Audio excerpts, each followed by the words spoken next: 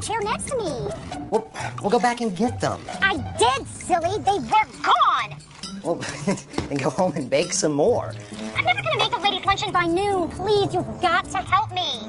You know, I've always wondered, what's the difference between a lunch and a luncheon anyway? This is no joke, Buster. I show up without those cookies, I gotta leave town. Yeah? Permanently? You know, I don't need you. I can buy some cookies at the market. Probably better than yours, anyway. What did you say? So you'll do it? What kind? Chocolate chip. And they had this pretty little pink wrapper. I don't do pink. Okay, well, I'm at the corner of Crocker and Heinz. Make them fast and make them good. Eat? Ugh, you and that silly show. Just make the cookies, will ya? All right.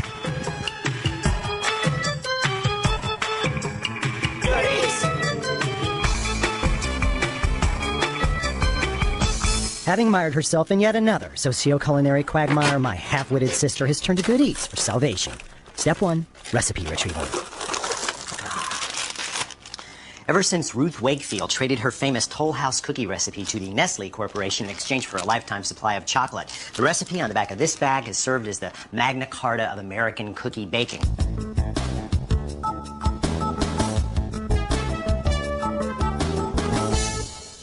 Now, I break this out every single time I make chocolate chip cookies, which is not to say I always make the same chocolate chip cookies. Because you see, as long as you've got a little customizing know-how, you can basically adopt any good, solid cookie recipe to suit your or your lame-brained sister's particular needs. Now, my legal department has warned me not to actually read this recipe on air, so if you want to know where we deviate, just grab a bag and follow along at home. But keep your mitts off the chips. We need them. Knowing my sister's penchant for all things skinny, I've decided to execute the thin and crispy chocolate chip cookie variation. It all starts with 2 1/4 cups of bleached all-purpose flour sifted together with a teaspoon each of salt and baking soda, plus just a pinch more baking soda. Sifting now will mean better leavening later. Now, I'm a little pushed for time, so I'm going to turn this over to a noted cookie colleague. You may know his brother from... I told you never to mention that ruffian. All he knows about cookies is how to shovel them into his face. Oh, yeah, sorry, forgot. Please, continue. Well, baking soda, you see, reduces the acidity of the batter, thus raising the temperature at which the batter sets. So, if you desire a flatter cookie, increasing the soda called for in the recipe by up to half would be appropriate. And now, the wet stuff. 1 egg, mixed with 2 ounces of whole milk. Ha! Splendid shot. Thank you. And 1 1/2 teaspoon of vanilla extract. Mix thoroughly and bring to room temperature. Since eggs tend to puff rather than spread, replacing one or all of the eggs with milk will promote spreading. Now that the dry goods and the wet works are assembled, it's time to cream 2 sticks of butter in your trusty stand mixer. Beauty, isn't it? Just get that right in there and start it out on low. Nothing affects a cookie's texture more than the melting characteristics of its fat. Butter has a sharp melting point, meaning that there are just a few degrees difference between solid and liquid states. So, since conversion occurs at a relatively low temperature, the resulting batter spreads prior to setting. Ah! Oh, Blue, he's gone. What a moron. W! Old Blue died! W! Didn't I tell you to donate that thing to a museum? W, I ain't got time to plead, okay? A lot has changed since your grandmother won that clunker in bingo. It was a raffle! Traditional blade mixers like Old Blue were nothing more than motorized egg beaters. So? Ever tried kneading a bread dough with an egg beater? No. The best of today's mixers feature a single post driven by a planetary movement and are capable of hosting an array of interchangeable attachments. Oh, planetary means the post spins on its axis while orbiting around an exterior point at the same time. Like the moon travels around the Earth, right? Nice to see you've done your homework for once. Also, you want a sturdy work bowl that locks into place. Old Blue had a spinning bowl. Aerating a batter or developing a bread dough requires friction, and that means a bowl that stays put. Hey, this one reminds me of you. Efficient. Cranky. Personally, I think the swing-up head allows for better bowl access. You can even remove the bowl without dismantling the beaters. A 300-watt variable-speed power plant drives the action, while a rock-solid chassis and a wide footprint provide quiet stability. Beautiful and lethal. All in all, a lifetime investment that won't break the bank. I'll take it. Just put it on my account, will you? That'll be cash for you, sir. Oh, bother. Bye-bye, Old Blue. it really is best to move on, don't you think? On to creaming this 2 sticks of butter. We're going to start it off on low, just to loosen it up. And go ahead and add 1 cup of white sugar. There's half a cup, and another half cup, and half a cup of brown sugar. I like to use the light brown kind, but you can use the dark if you like. There. It should be noted that the higher ratio of white to brown sugar will also lend crispness to the final cookie.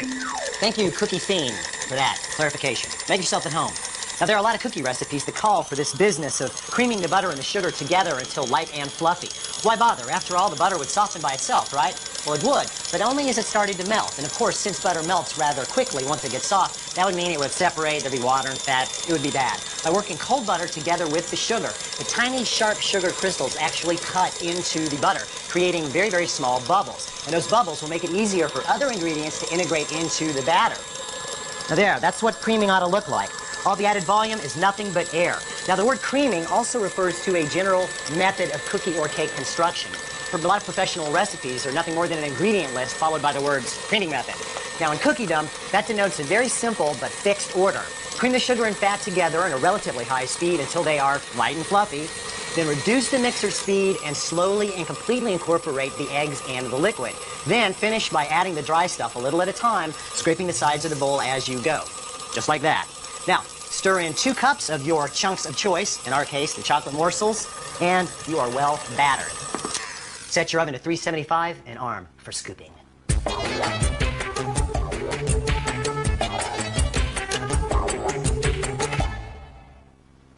Consistent scoopage is crucial in cookie baking because even small discrepancies from cookie to cookie can result in one cookie looking like a gluey glop while its neighbor resembles burnt tree bark. The secret to clone-like cookies is to not drop them on the pan with a spoon. Use a disher.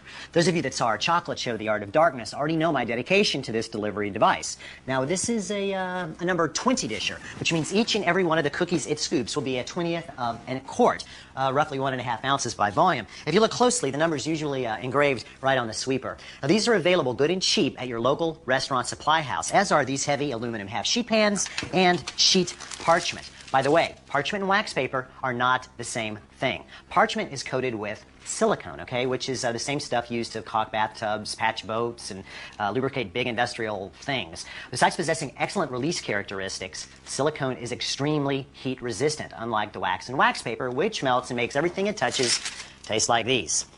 The other great thing about baking on parchment is that no matter how many cookies you plan on baking, you only need 2 pans because you can just stage everything on parchment and then slide them off and on the pans as you go. You can even freeze the cookies on parchment and cook them later.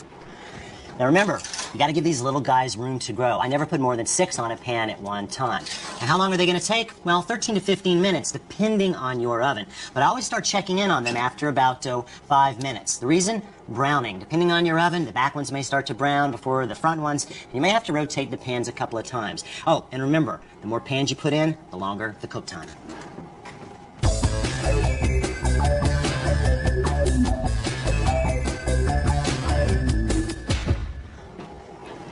Now, when it comes to doneness, cookies have a lot in common with custard, which is that they should come out of the oven before they look completely done. In fact, as soon as the edges are kind of brown and crispy looking, it's time to bail. If the centers are already hard and set, guess what? They're already burned.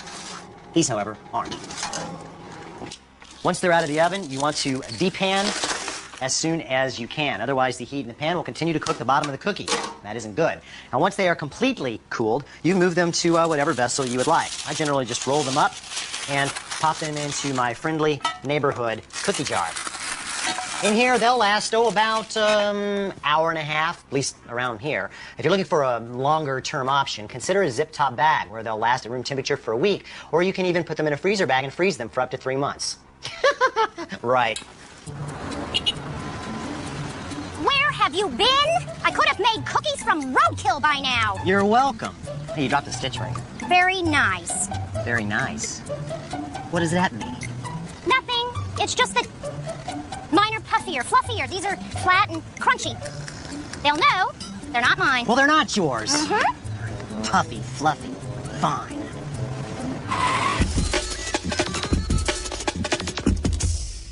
A cup of butter-flavored shortening into the bowl, along with 3/4 of a cup of regular white sugar, and 1 whole cup of brown sugar.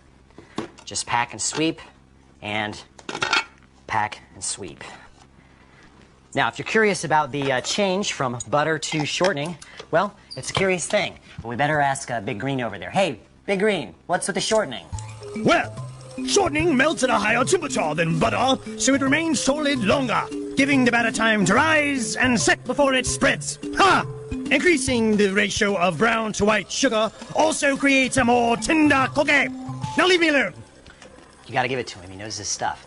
Now, while that's creaming, we concentrate on the dry goods. 2 1/4 cups of cake flour sifted together with a teaspoon of salt and a teaspoon and a half of baking powder. There's a lot of changes there. Why? Why? The lower protein cake flour will tie up less moisture, making it available for steam production. Steam will lift the batter in the oven, producing a fluffy, cake-like batter. Switching from baking powder to soda enhances fluffiness by creating an acidic batter, which will set quicker and spread less. Now, as soon as your shortening and sugar are light and fluffy, which won't take near as long as the butter because the shortening's not as hard, go ahead and add the wet works. 1 egg, 2 egg, and the vanilla. A teaspoon and a half, of course. And then bring the speed up again until everything is thoroughly incorporated. Now, as soon as that is all the way in there, you're going to slowly add the dry goods. Now, I usually do this in 3 installments. Why? Well, if you just dump it all in there, your mixer's going to throw it all over the counter, and then it won't be inside your cookies, and that's not good. The other reason is, well, it's got to do with moisture and the way that flour absorbs moisture, which is relatively slowly. If you work in about 3 batches, you're going to allow time for the batter to actually form. There's the second installment. Always add it on a low speed, and once the flour's worked in, turn it back up so that the batter can beat. And installment number 3. There. Now stir in your chips, 2 cups once again. And don't turn it up too high.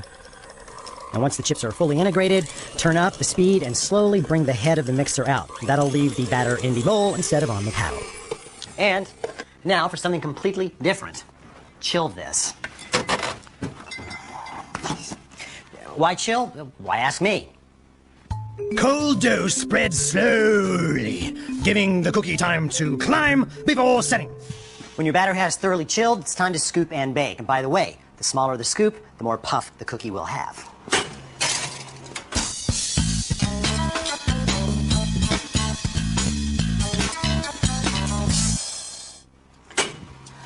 Remove when golden, brown, and puffy. Cool, package, and deliver to your thankless sibling. Here you go, sis. Light, fluffy, cakey. Where did those come from? Well, you know, all this cookie talk, I got hungry. Ah, so I went right over there to that little bakery and got some cookies. But very chewy. But chewy. Mm-hmm. Fine. Back to butter, but this time we're gonna melt it. 2 sticks, 8 ounces, 16 tablespoons, 48 teaspoons in a heavy medium saucepan over low heat. While that melts, sift together 2 1/4 cups of bread flour with a teaspoon each of salt and baking soda. Why? Well, where's that big puppet I hired? Sorry. The water from the melted butter will combine during agitation with the higher protein of the bread flour, therefore producing gluten, which is chewy. Also, since bread flour can absorb much more liquid than all-purpose flour, more moisture will stay in the cookie. Add the now melted butter to the mixing bowl and add 1/4 cup of white sugar and 1/4 cup of brown sugar plus a whole cup of brown sugar. And I should mention that the darker the sugar you use, the chewier the cookies are going to be. Why? Brown sugar is coated in molasses.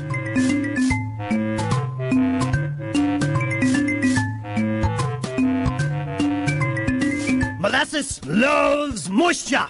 By increasing the amount of brown sugar, the finished cookies are guaranteed to attract H2O from the air, keeping them moist and chewy. And now the wet works. Up to this point, we've strictly been 2-egg cookies, but now we're going to make a change. We're going to go with 1 whole egg, let that work its way in, and 1 egg yolk. Why to change? I'll take this one. It's got to do with egg whites. You see, egg whites dry out baked goods. That's kind of what they do. And a chewy cookie has got to be moist. So not only are we going to get rid of one egg white, we're actually going to add an ounce, 2 tablespoons of milk, and of course, our teaspoon and a half of vanilla. As soon as that is integrated, we can go with the dry stuff. By the way, vanilla extract is produced by macerating chopped beans in a solution of alcohol and water. Now in this country, real vanilla extract must contain 35% alcohol and 13.35 ounces of beans per gallon. Double-strength extracts contain the same amount of alcohol, but twice the beans. Imitation vanilla extract is made from wood and other stuff. Vanilla flavoring, on the other hand, is a combination of imitation and pure extracts.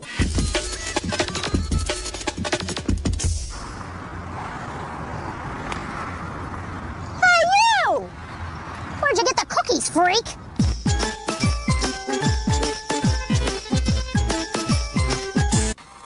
Add this nice and slow, scraping down the bowl as you go. That's nice. Now, as soon as your batter comes together, time to go with the 2 cups of chips. Once those are thoroughly stirred in, well, you know the rest of the drill. Chill, scoop, bake, cool, pack, yada, yada, yada, yada.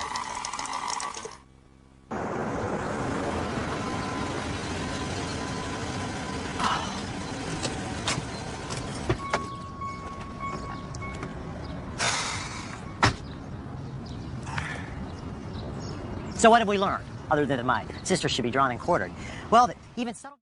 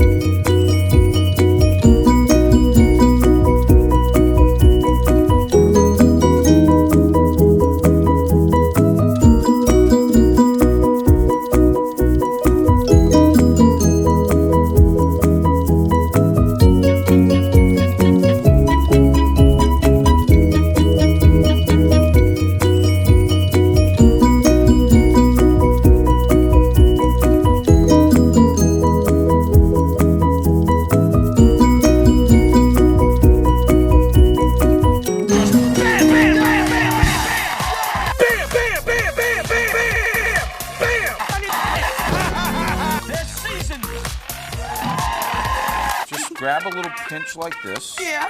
Okay, and you just bam, like that. Bam! There you have it like that, all right? That's right. Bam! Just like that. Bam! Just like that. Bam! Bam! Bam! Just like that. Bam! Bam! Bam! Bam! Bam! Bam! Bam! You can just give it one bam like that. Just a little bam! Bam!